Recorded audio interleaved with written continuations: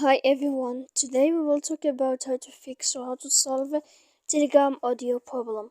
To know how to fix or how to solve Telegram audio problem, you should just go to settings like this. We will click.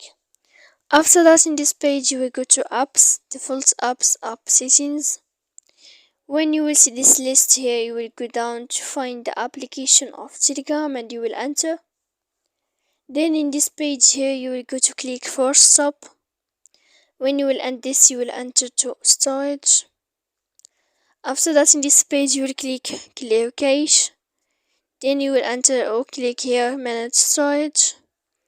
And after all that, you can update your application so that you can know how to fix or how to solve a Telegram audio problem. So please don't forget to support us by like and subscribe.